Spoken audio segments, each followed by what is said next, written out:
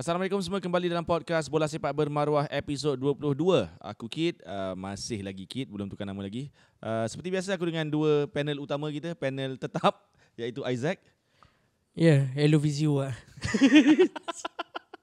Dan juga Jang. Hello Malaysia. Alright. Okay, kita ada beberapa topik yang tak adalah berapa, ada satu topik ni aku rasa agak panas, tapi macam biasa first kali kita akan bincang pasal keputusan Liga Super perlawanan sebelum ni. Kemudian kita akan berbicara sedikit pasal ACL Elite dan ACL 2 melibatkan pasukan JDT dan Selangor. Kemudian ke topik panas kita, 12 pemain import. Kan?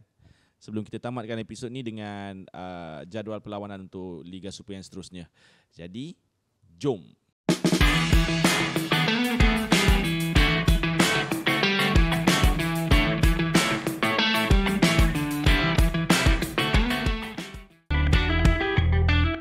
Okey, episod kali ini sedikit istimewa. Kita ada kolaborasi dengan PhysioDoc dan kami sekarang ni berada di NSFC Sports Physio Center di Jalan Rahang. Saja nak bagi tahu korang, NSFC Sports Physio Center ni menyediakan rawatan fizioterapi. Jadi rawatan ni bukan untuk atlet je, memang atlet datang sini pun, tapi untuk orang biasa macam kita pun boleh, yang atlet biasa liga sosial ke apa, semua boleh datang. Yang bestnya rawatan kat sini adalah berdasarkan kajian terkini. Jadi semua program yang dibuat untuk membuat rawatan fizioterapi ini adalah mengikut kesesuaian individu. So macam mana kemampuan korang, macam itulah program dia nanti. Tadi macam aku cakap, NSFC Sports Physio Center ni kolaborasi antara NSFC dan PhysioDoc. Pengarah PhysioDoc ni ialah Dr. Nick Haziman Wan Hamad. Beliau ni doktor ortopedik dan berkecimpung dalam sukan rugby. Jadi ini adalah cawangan ketiga. Ada dua lagi cawangan NSFC Sports PhysioDoc ni di Petaling Jaya dan juga di Kota Baru. Jadi Isaac, apa yang ada kat sini Isaac? Dekat sini kita ada fisioterapi. Okey. Kita ada fisioterapi, boleh buat fisioterapi pinggang, lutut, tangan dan segala kecederaan sukan lah. Dan dia juga sediakan sport massage. Okey. Full body hanya RM100 saja. Mantap. Half body hanya RM65. Mantap. Dan lepas tu kita ada bekam angin dan juga ada boleh buat recovery di sini. Dan antara kelebihan NS Physio ni, ia mempunyai fasiliti yang lengkap. Okey. Harga berpatutan seperti saya cakap tadi. Fisioterapi pun, pakar fisioterapi adalah pakar yang berpengalaman. Bukan cikai-cikai punya pakar. Ini betul-betul pakar, doktor punya, tidak scam. Dan dia juga sesi fisio one to one. Itu yang paling penting. Ya, kejap lagi kau malu kan, ada orang lain tengok, tak ni one to one. Okay, Jang, bila waktu operasinya Jang? Setiap hari. Setiap hari? Okey. Kecuali rehat lah kot. Isnin hingga Jumaat 10 pagi hingga 8 malam. Okey. Dan pada hari Sabtu 9 hingga 1 petang di Jalan Rahang. Dan boleh juga house call. Betul. House call. Boleh datang ke rumah, ada sedikit minimal charge lah. Charge dia pun 10 ke RM30 lah, bergantung pada kilometer lah. Jadi datanglah ke Sports Physio, NSFC Sports Physio Center ni kalau perlukan rawatan fizioterapi ataupun recovery atau segala apa makna ini lah, boleh datang ke sini. Terbuka kepada semua orang. Ya, bukan untuk atlet saja. Bukan untuk atlet. Ya. Jadi selesai je itu, kita terus ke topik kita lah. Boleh. Kita bacakan result dulu perlawanan Liga Super sebelum ni. Betul. JDT lawan Penang. Takkan Penang menang ke tak? Betul, sangat tak logik. JDT menang 5-0. Kemudian Selangor benam Kuching City 4-0. Aku terperanjat tadi ni, nampak NSFC macam menang. Salah. NSFC tunduk 0-1 kepada Perak di Paroi. KL City aibkan Kedah 5-0. Sabah Seri 1 sama dengan Terengganu. Dan Pahang benam PDRM 5-1. Kita cakap pasal KL City dengan Kedah dulu, boleh? Boleh. Isu perlawanan ni aku rasa kita semua tahu yang Kedah Darul Aman ada berdepan kemelut keuangan sedikit, dan sebelum perlawanan dikabarkan skuad Sang Kenari ni akan menurunkan pemain muda, kesemuanya pemain muda. Pada mulanya kita ingat kabar angin, tetapi apabila tibanya hari perlawanan, benda itu memang berlaku dan memang semua pemain muda, Aizat. Betul, semua kita tak kenal. Ada 2-3 lah yang kita kenal, ada 2-3 yang kita kenal. Jadi komen Aizat, macam mana ni Kedah ni? Sebab minggu lepas kita dah cakap mungkin dia nak ikut jejak langkah Kelantan. Tetapi nampak macam bagi saya ini adalah malapetaka untuk bola sepak Kedah lah. Saya rasa ini adalah pemulaan kepada banyak lagi, pemulaan kepada pengakhiran. Pemulaan kepada pengakhiran KDA FC lah. Dan saya tak nampak macam mana diorang nak settlekan masalah ni, dan tengok game pun diorang kena bantai 5-0 kan. Itu pun saya rasa KL City bagi muka sikit lah. Habis bagi muka lah. Sebab saya rasa KL boleh menang besar lagi daripada 5-0. So nak tak nak Kedah, management kena ambil tanggungjawab ni lah. Settlekanlah masalah ni. Okay Jang, sebelum aku tak nak tanya soalan yang sama, sebab tadi aku ternampak ada story gambar di media sosial Kapten Kedah berjalan kaki pergi latihan. Sampai macam tu Jang. Maknanya kalau kau kata tadi mengalami sedikit masalah kewangan, dia bukan sedikit, dia sebanyak.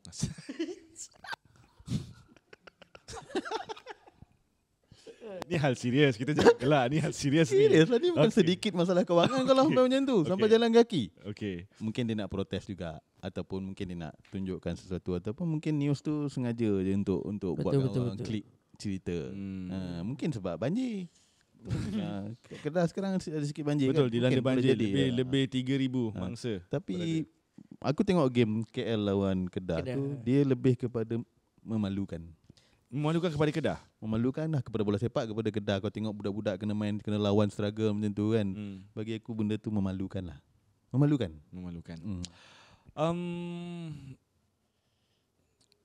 Aku pun benda ni dah banyak kali berlaku. Ni Kedah bukan pasukan pertama alami masalah ni. Dan kalau kita tengok track record, kita tengok sejarah, pasukan-pasukan sebelum ni yang menghadapi masalah sama sukar untuk bangkit. Kita masih belum jumpa kelibat Melaka, kita masih jumpa kelibat Perlis dalam saingan Liga Super. Sarawak pun dah tak ada. Kelantan dah tak ada lah. KFC dah tak ada, KDN ada lagi. Dah jadi Kelantan Darunat pula. Jadi semoga tak susah lah. Apa yang aku doakan ni mungkin susah untuk dicapai lah. Tetapi semoga Kedah tidak mengikut jejak langkah pasukan-pasukan yang aku sebut tadi. Harapnya ada jalan keluar. Sebab kalau nak setakat berjuang demi lencana di dada, tak cukup. Kena ada ganjaran yang setimpal lah untuk khidmat pemain-pemain ni. Kita habiskan kat situ lah, tak naklah sedih-sedih sangat. Okay? Satu lagi pas perlawanan yang aku nak cerita sikit, mungkinlah kita boleh sentuh sikit lah, sebab ni aku rasa isu ni agak hot juga. Isaac, Sabah Terengganu satu sama.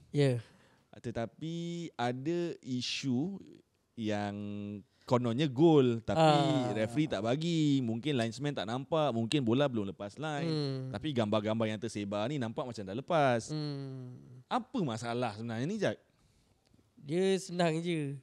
Kalau kau ada kamera yang betul, benda ni tak jadi masalah. Sebab yelah, kalau saya kamera yang betul maksud apa? Dia pakai calculator ke masa live tu? Tak, dia bukan salah kamera tu. Dia salah angle kamera. Angle kamera tu. So bila angle kamera macam tu, bola dah masuk pun, dia memanglah ada pertikaian, ada yang kata masuk, ada yang kata tak masuk. Tapi daripada position yang saya tengok kamera tu, kita tak boleh nak salahkan dua pihak. Dua pihak betul. Yang ni pun betul cakap bola masuk, yang ni pun betul cakap bola tak masuk. Nampaknya selepas mengundang beberapa kontroversi, tidak mengambil jawapan selamat. So masalah je sekarang ni VAR. VAR. Sepatutnya dia lah. Goal line teknologi mungkin susah nak buat dekat Malaysia ni. Sebab kenapa susah? Sebab Malaysia ni stadium selalu berubah. Kita boleh jadi contoh saya ambil contoh Perak. Perak sekarang main dekat Stadium Ipoh, tapi dijangka dalam bulan 12 ni dia akan berpindah ke Stadium Manjung. Kita ambil contoh Seri Pahang. Sekarang main Temerloh, tapi nanti stadium stadium dekat Kuantan dah siap, baru pindah Stadium Kuantan. Darul Makmur. So banyak isu lah, banyak guna kos lah dekat situ. So bila kau tak boleh buat goal line teknologi, kau buatlah VAR betul-betul. That's the issue. So, VAR pun tak betul. Itulah saya tak nak cakap macam tu, tapi itulah hakikat dia. Jang, kau rasa kau setuju dengan yang Isaac ni? Tapi betul lah tu, sepatutnya yang diperkenalkan terlebih dahulu adalah goal line technology. Yes. Bukan VAR. Okay. Dan apabila benda tu berlaku, itulah dia, aku rasa bila benda ni berlaku, aku rasa dia kembali kepada keputusan pengadil dalam tamat. Kalau pengadil kata tak masuk lah, walaupun bola tu masuk kan, macam mana pun. Tapi dalam gambar tu pun aku tengok gambar jugalah. Yeah. Tak ada pun nampak bola tu. Bola tu terserut di belakang keeper. Jadi kau tak boleh nak kata daripada gambar tu memanglah keeper tu berada dalam Dalam gol. gol. Tapi mungkin bola tu berada di atas garisan atas garisan lagi. Dan itu pernah berlaku dalam World Cup, terus berlaku Jepun masa dia cross bola yang dah masih ada atas line. Dia nampak dah keluar. Tapi VAR daripada atas mengatakan dia masih ada atas line. Jadi goal line teknologi lah sepatutnya yang memberi jawapan benda tu. Okay, goal line teknologi. Alright. Tak manis kalau kita tak cakap sikit pasal NSFC. Kalah lawan Perak di Paroi. Hanya perlawanan ketiga NSFC di laman sendiri. Tiga-tiga perlawanan tak menang kan? Tiga-tiga kalah kan? Jadi aku rasa kau berada di stadium ketika itu. Aku pun tak perasan. Kau jangan buat tak perasan kau makan rendang ayam masa tu. Betul. Okay. Aku mesti tak boleh miss punya kalau main kat Paroi. Okay, komen sikit lah pasal perlawanan tu. Kau puas hati ke ataupun masih adakah kau masih nak tukar coach? Sebenarnya kalau kita tengok kan, kualiti pemain masih sama walaupun coach bertukar. Okay. Dan kalau kita bercakap pasal kualiti pemain, tukar coach kepada coach baru, trio yang sekarang ni ada Nanta, Rajan dengan Effendi. Okay. Tetapi menggunakan pemain yang sama. Apa yang aku nampak dan perasan adalah kualiti masih sama, result masih sama. Kualiti pemain tempatan walaupun telah diberi peluang, nampaknya mereka tak nak membuktikanlah mereka layak berada di atas padang. Kualiti pemain yang masih ada tidak dapat membawa pasukan walaupun kita bertukar jurulatih. Very very interesting sebab sebelum ni aku ada, ketika berlakunya penstrukturan semula jurulatih ni, aku sempat berjumpa dengan coach Azmi Aziz, berbicara pasal hala tuju dia, hala tuju pasukan selepas ni. Aku rasa dia ada cakap benda sama dengan aku. Cakap kalau tukar siapa-siapa pun dengan pemain yang sedia ada, memang macam tu je. Jadi dalam press conference dia yang terakhir, masa lawan apa masa tu? PDRM. Dia pun ada cakap, ada cakap apa tu? Kalau ada duit RM30 janganlah nak order apa something macam tu lah. Kau tak apalah. Tibon ni tak? Janganlah. Lebih kurang macam tu lah. Jadi memang jelas lah kualiti pemain kita sebenarnya. Kualiti itu satu benda lah. Tapi apabila pemain lokal diberi peluang untuk main, mereka tak nak buktikan yang mereka deserve untuk bermain dalam pasukan lah. Jadi aku rasa antara langkah yang akan diambil oleh pasukan menukar beberapa pemain. Okay, kau pause kat situ. Kau nak tukar siapa? Kalau kau ada kuasa di tangan, kau nak tukar siapa? Ini tak kisah player tempatan tak boleh import. Tak kisah. Tapi kalau saya sebut player tempatan ni, jangan DM ke IG ke. Risau. Kalau dia bagi pilihan lah, saya akan tukar Hadin. Sebab saya rasa kita perlukan seorang striker dan nampak Hadin tak boleh galas tugas tu. Okay. Sebab aku ada dengar kabar angin yang mengatakan ada seorang pemain import dalam perjalanan. Tapi belum pasti. Ni kan adalah cakap tu. Aku apa kan. Seorang pemain import dalam perjalanan. Bukan dua orang? Yang aku tahu seorang lah. Kalau dua orang aku mungkin tak tahu. Aku tak tahu semua benda. Kan. Kemudian tapi kualiti ni kalau kau tanya aku sedikit kurang meyakinkan. Kemudian ada dua pemain tempatan lokal yang mungkin akan dipinjamkan daripada sebuah pasukan yang berdekatan. So aku tahu. Melaka. Ya. Kalau dekat kita Melaka lah. Yalah sebab coach Melaka kan coach kita lama. Dia ada 3 je. Tak Melaka, MPPD, dia Mambau. Okey, cukup sebelum mengabar lagi. Sebelum mengabar kita berehat seketika. Aku nak minum air sikit je. Jumpa kejap lagi. Bersambung babak kedua podcast bola sepak bermaruah. Kami masih di NSFC Sports Physio Center. Kita rehat agak lama tadi, so aku sempat buat beberapa aktiviti di sini. Rawatan. Aku tak sempat sports massage je. Sebab dia tak nak buat kat aku. Dia cakap kena bayar juga. Saya sempat tadi half body. Saya sempat tadi half body. Okey, jadi sekali lagi ni episod khas kolaborasi Ultrajan dengan Physio Doc, kami di NSFC Sports Physio Center. tempat yang boleh kita jalani rawatan fizioterapi. Bukan untuk atlet saja, untuk orang biasa pun boleh. Tak kisahlah kerja office, dispatch, Grab rider, Food Panda, dia tak kisah buruh, nelayan dan juga petani. Semua boleh. Sebab gaya hidup kini dah berubah. Yes. Dan jika wanita pun boleh kan? Boleh. Tak jadi, kira jantina. Kalau kau ada slip disc macam Ijat kan, mungkin tak perlu buat rawatan pembedahan dulu, mungkin cuba datang kat sini dulu. Ya, betul. Jadi untuk dapatkan maklumat lanjut tentang apa benda, tentang harga dan sebagainya, boleh layari akaun media sosial mereka, NSFC Sports Physio Center. Alright, kita akan terus ke topik seterusnya, iaitu gelap. Kadang-kadang gelap. Topik seterusnya iaitu ACL Elite dan juga ACL 2. Untuk ACL Elite lah dulu. Aku rasa ACL Elite ni memang betul-betul amazing lah. Pada aku pengalaman yang amazing, perlawanan yang amazing. JDT mencuri satu mata di Stadium Pudong berdepan Shanghai Port. Yes. Kita tahu seri dua sama Isaac Arif Aiman. Arif Aiman punya kualiti dan sumbangan dan ketenangan dia menjaringkan 2 gol. Saya rasa semua player harus sedarlah. Tak ada siapa yang boleh capai level Arif Aiman dah. Okay, player mana ni? Tak. Tak. Ini macam ayat player negara lain tu. Dia beli. Okay. So kiranya dengan dia berjaya menghasilkan 2 gol, kalau kita tengok semalam line up dia, mungkin dia seorang je anak Melayu yang ada dalam first 11 tu. Aku rasa dia seorang je pemain import yang dari semua lokal. Dia seorang, aku rasa. dia seorang player import. So layak dia skor 2 gol untuk akulah. Agak layak lah kan. Tapi saya rasa yang gol kedua dia tu, superb. Kenapa? Gol kedua dia sebabkan hantaran. Hantaran je. Okay. Hantaran tu dan dia tenang menghadap seorang player tu dan menghadap keeper lepas tu. Power lah. Jang, ada apa pun nak tambah pasal JDT? Arif Aiman bermain bagaikan Arif Aiman lah. Aku rasa benda yang dibuat oleh Arif Aiman adalah benda yang biasa dia buat. Di liga sini pun dia buat benda macam tu. Maknanya itu kualiti dia lah. Kalau entah dia main dekat sana pun dia main sama. Dia tak ada turun sikit. Level dia tak ada rasa takut dengan opponent ataupun stadium ataupun apa. Dia adalah orang yang sama. Jadi itu kualiti yang aku nak daripada seorang pemain lokal. Bukannya kau bukan setakat Arif Aiman lah, semua pemain lokal lah. Semua pemain lokal kenalah macam tu. Tak ada merendah diri, tak ada rasa takut, tak ada rasa ambil import ni, tak adalah peluang aku, tak ada.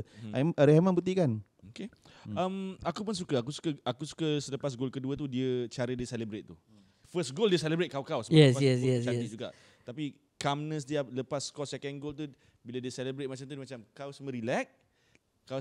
MVP 3 tahun betul-betul. Tak, masalah kau main dekat stadium lawan kot. Dia punya celebrate tenang gila. Itu aku cakap. Kualiti tu. Sayangnya cuma aku rasa macam JDT boleh menang. Betul.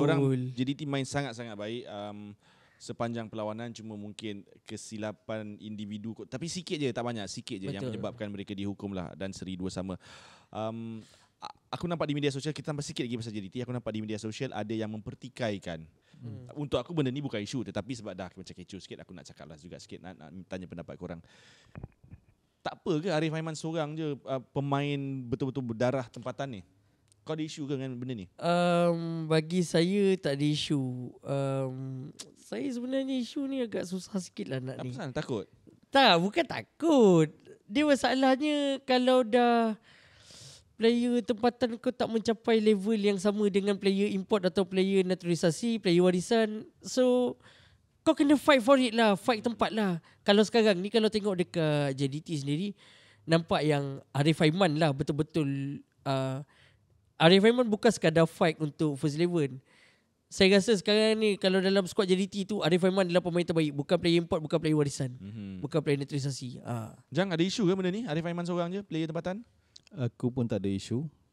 Aku tak fikir pun akan ada isu dekat situ. Aku nampak malah JDT build game tu untuk Arif Aiman punya style lah aku rasa. Dan aku rasa AFC pun tak ada mengatakan ada berapa kuota pemain, berapa pemain lokal ke import. Aku rasa tak ada lah. Dia tak ada. Tak ada limit. Tak ada limit kan. Tak ada. Itu. Jadi apa isunya kalau benda tu tak ada isu, kenapa kita nak jadikan isu? Kalau mungkin sebab iri hati. sebab JDT boleh sampai situ ke apa, pasukan kita tak sampai. Contohlah aku cakap baru orang lain kan, orang lain terasa kan. Aku cakap aku yang jadikan isu ni contoh. Sebab iri hati ke tak? Iri hati aku tak tahu, tapi lebih kepada entahlah, aku tak nampak lah kau suka drama kot.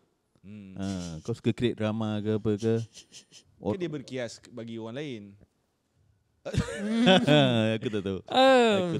Aku tengok game tu best, game tu open dan level ni memang level tinggi kan. Aku enjoy game tu. Game tu enjoy. Okay. Setuju. Okay, cukup JDT. Tadi ada satu lagi perlawanan ACL 2 Muang Thong United berdepan Selangor FC. Berkesudahan 1-1 tetapi Selangor mendahului pada babak pertama sebelum Muang Thong menyamakan kedudukan pada babak. Dua-dua dekat second half. Oh, dua-dua dekat second half. Dua-dua dekat second half. Saya tersilap sebab saya tadi tersangkut dalam game. Isaac, kau tengok? Tengok game tadi. Cerita sikit. Selangor patut menang. Selangor patut menang. Saya rasa kalau first half tu, kalau player import baru tu Ali Olwan tu sudahkan peluang yang dia ada, mungkin Selangor takkan balik dengan satu mata je. Dan bagi saya game tu nampak seimbang. Memang nak kata Muang Thong kuat pun tak, sebab penyokong dia boykot. Penyokong Muang Thong boykot sebab Muang Thong decide ACL 2 ni dia nak main dekat Raja Manggala. Dan penyokong dia marah. Kenapa? Kita ada home sendiri. Kenapa nak main dekat Raja Manggala? So lepas tu penyokong dia boykot. Penyokong Selangor lagi ramai daripada Muang Thong tadi. Mungkin boykot ni trend lah kot di Asia Tenggara. Yes. Jangan ada apa-apa nak tambah pasal Selangor. Game tadi boring. Yes. Betul. Serius game tu boring sebab Sebab kau compare dengan JDT ke? Bukan compare dengan JDT. Tak, serius. Ini saya setuju. Bukan aku compare dengan JDT. Memang walaupun sebelum ni kita tengok JDT malam, tapi game tu aku menjangkakan satu game yang samalah juga. Tapi semua macam tak ada selera nak pergi menyerang. Termasuk Muang Thong juga. Main macam tak nak menang dua. Aku pun geram tengok game tu. Apa benda ni kan, bila aku expect permainan yang laju ke, semua passing ni. Tapi dia macam tengok ni macam lawan PDRM je ni. Selangor macam tu lah dia punya quality. Aku frust part tu lah sebenarnya. So harapnya Tapi saya rasa kredit untuk keeper Selangor. banyak save. Adib. Banyak save. Banyak save gila. Dia patutnya dia memang keeper first Selangor. Kita ke topik seterusnya. Ini topik yang panas tadi dapat aku. MFL membenarkan 12 import untuk pasukan yang bertanding di peringkat antarabangsa, iaitu JDT, Selangor, KL dan juga Terengganu FC. Jang, keputusan yang dibuat MFL ni mendapat reaksi yang pelbagai. Ada yang setuju, aku rasa yang 4 pasukan ni setujulah. Yang tak setuju ni mungkin pasukan lain, tetapi berdasarkan kenyataan yang dikeluarkan, kebanyakan rakan kongsi bersetuju. Tapi kau sebagai penyokong, pemerhati dan polis bola sepak, kau setuju ke? Setuju. Kerana silakan. Aku rasa kita dah bincangkan benda yang sama dalam podcast yang sebelum ni waktu MFL mengumumkan 9 pemain import. Pada waktu itu pun aku bersetuju. Dan kali ini pun aku bersetuju juga kerana yang lain tu masih lagi maintain, iaitu 9 kan. Hanya pasukan yang bermain di ACL saja yang dapat jadi tambahan. Sebab struggle setiap pasukan berbeza bagi aku. Faham. Pasukan Kedah lain struggle dia. Pasukan Terengganu lain struggle dia, dan pasukan JDT pula dia dah tak ada struggle dekat sini. Dia ada benda lain yang dia nak kejar. Jadi dia tak boleh nak layan pasukan Kedah tak ada gaji apa semua dia. Dia tak ada isu kat sini, dia ada isu di luar. Dia mahukan satu pasukan yang kompetitif bermain di ACL. Jadi dia yang request kan dapatkan 12 pemain kan. Betul. Selagi benda tu tidak apa, sebab dia perlukan pemain yang tambahan untuk bermain di Eropah, di Asia. Tapi kau tak rasa benda tu macam berat sebelah ke? Jadi 4 pasukan ni akan ada extra import. Ya betul. Dan katalah contoh, kita ambil contoh JDT je. JDT ada 12 import sekarang ni. Kemudian ada 4 import injured. Dan kita tahu dalam Liga Super hanya boleh 6 import. 6 import tapi register 9. Register 9. Jadi dia orang boleh tukar je pemain import tu. Jadi kau tak rasa? Tak rasa, sebab pasukan lain macam aku cakap tadi, pasukan lain ada struggle sendiri. Kenapa kau nak bising pasal import? Kau tak boleh bayar gaji. Kenapa kau nak cerita pasal import? Aku nak import dan 9 orang lah apa semua. Aku tak nak dia ni ada 12 import. Kau struggle kau lain. Struggle kau lain, struggle orang ni lain. Hanya kerana kau tak boleh makan, janganlah kau marah orang lain makan banyak. Macam itulah maksud aku. Ataupun orang yang makan okey, dia tak boleh, aku tak boleh tunggu kau lah macam tu. Aku dah ajar kau macam mana nak buat kerja, tapi kau masih tak boleh. Aku ada benda lain nak kejar macam tu lah contoh dia. Tapi aku bukanlah aku kata aku bersetuju sangat. Memang ada dia punya impact dia lah kepada lokal, pemain lokal. Tapi pemain lokal sebenarnya ada dia punya rules dia yang kalau kau kaji betul-betul kan, macam mana kau setiap pasukan mesti ada macam aku baca dekat tempat lain lah, dekat English League, macam mana home ground punya player kan, apa syarat-syarat dia untuk kau, macam-macam lagi lah sebenarnya. So Jang setuju, kau setuju tak? Berat soalan ni.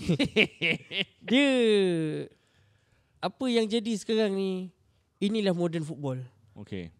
Dia di dalam modern football ni, dia tak kira berapa bajet kau keluarkan, janji kau ada kejayaan.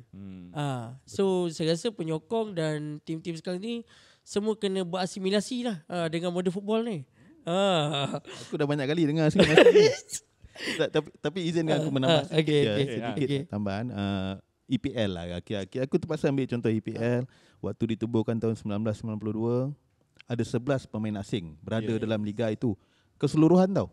Keseluruhan satu division tu ada 11 je pemain asing.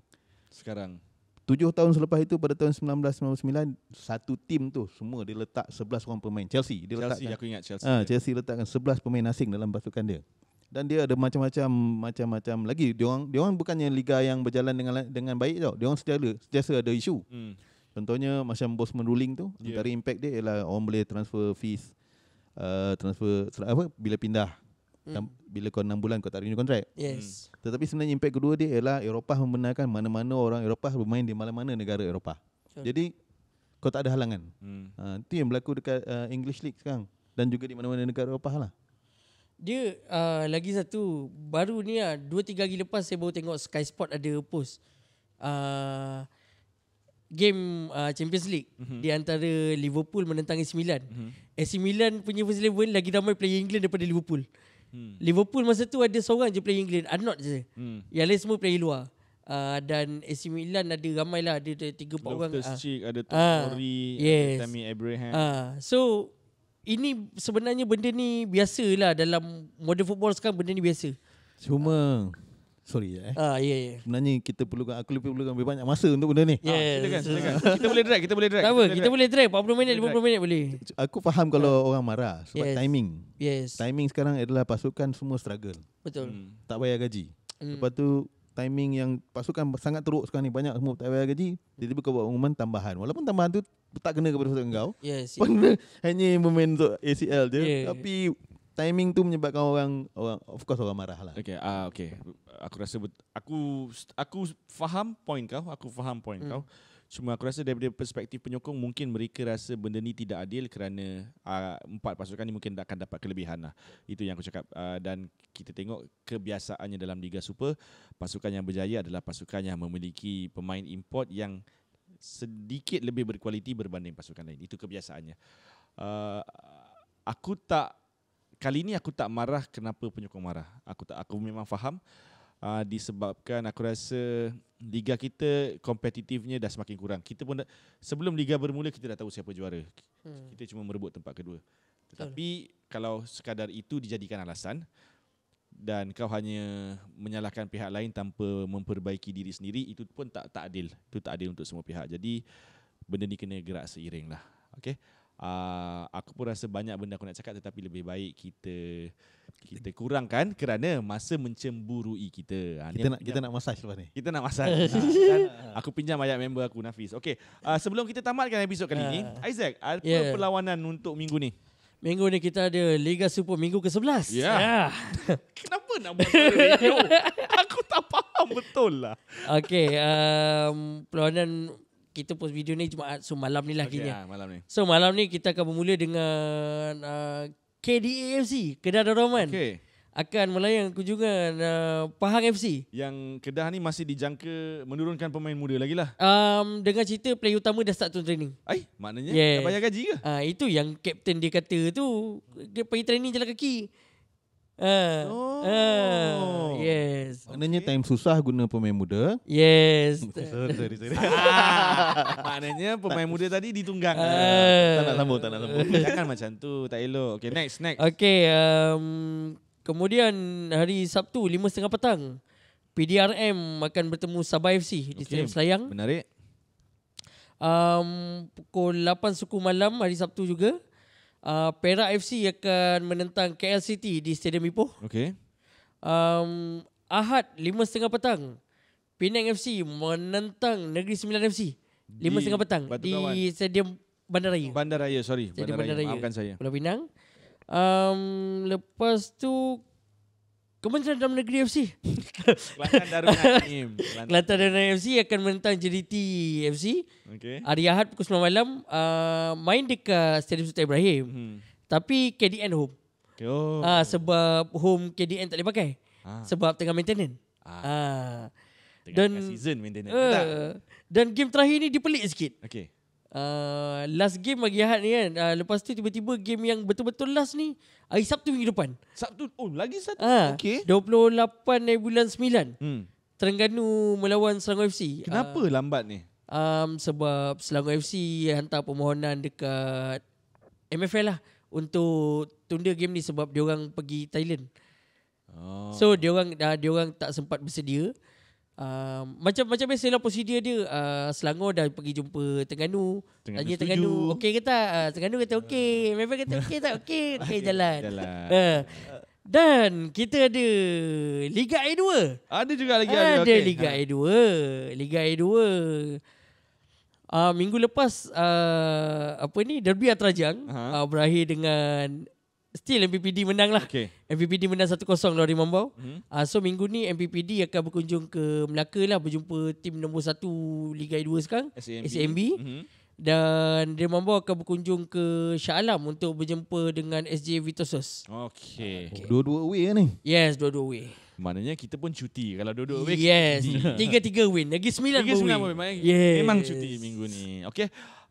Itu je kot masa yang kita ada. Sekali lagi nak cakap terima kasih kepada PhysioDoc, terima kasih kepada NSFC Sports Physio Center. Ingat, kalau korang perlukan rawatan fizioterapi, kalau korang bukan atlet pun tetap boleh datang ke sini untuk dapatkan rawatan fizioterapi. Okey? Terbuka kepada semua orang. Terbuka kepada semua orang, dan kalau nak tahu waktu bukanya berapa, waktu operasinya bila, harganya berapa, layari akaun media sosial mereka NSFC Sports Physio Center. Jadi dengan itu, lupa. Terima kasih juga kepada Umangai kerana masih menemani kami di sini. Thank you Umangai. Umangai memang Umangai. Podcast on the go. Podcast on the go. Jadi kepada anda yang nak buat podcast on the go, contact Umangai. Kau nak buat dekat rumah ke, dekat kedai mamak ke, semua dia boleh buat. Dalam laut pun dia boleh buat. Umangai. Itu yang nama dia Umangai. Okey, jadi itu saja daripada kami podcast Bola Sepak Bermaruah. Terima kasih Aizat, terima kasih Jan, terima kasih korang yang masih menonton. InsyaAllah kita jumpa lagi minggu depan. Assalamualaikum.